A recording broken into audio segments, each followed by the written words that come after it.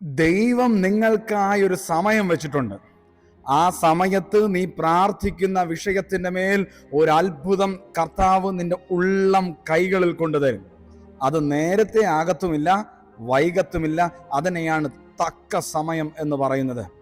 സഭാപ്രസംഗി 3-ാം അധ്യായം 1-ാമത്തെ വാക്യം, എല്ലാറ്റിനും ഒരു സമയമുണ്ട്.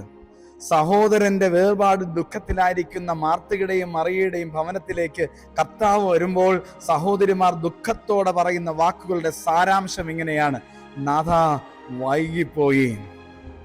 വൈകിപ്പോയി എന്ന നിരാശയുടെ വാക്കുകൾ നാമും പലപ്പോഴും പറയാറുണ്ട്. എൻ്റെ സമയം കഴിഞ്ഞുപോയി. എന്നാൽ കർത്താവ് ആ കല്ലറയ്ക്കൽ മുൻപിൽ നിന്ന് പറയുന്ന വാചകമുണ്ട്: ലാസറേ, പുറത്തു വാ. കല്ലറയ്ക്കൽ വെച്ച് 4 ദിവസമായ നാറ്റം വെച്ച ശരീരം ജീവനോടെ പുറത്തു വന്നു. ഇതാണ് അത്ഭുതം. ഇന്ന് ഈ സന്ദേശം കേൾക്കുന്ന പ്രിയപ്പെട്ട ജീവിതങ്ങളെ, കുറ്റാരോപണങ്ങളാൽ നാണം കെട്ട ചിലരുണ്ട്, ചിലരാൽ ഒതുക്കപ്പെട്ടവരുണ്ട്, എല്ലാം നഷ്ടപ്പെട്ട് ഒറ്റപ്പെട്ടവരുണ്ട്.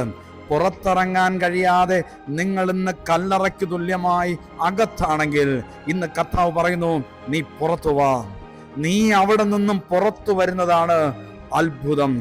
ലോകം പറയും നിന്റെ സമയം കഴിഞ്ഞടാ. പക്ഷേ ആ സമയത്ത് ദൈവം നിനക്കായി ഒരു വഴി തുറക്കാൻ പോകുകയാണ്. നീ ആഗ്രഹിക്കുന്ന സമയത്ത് നടക്കുന്നതല്ല അത്ഭുതം. ദൈവം നിശ്ചയിക്കുന്ന സമയത്ത് നടക്കുന്നതാണ് അത്ഭുതം.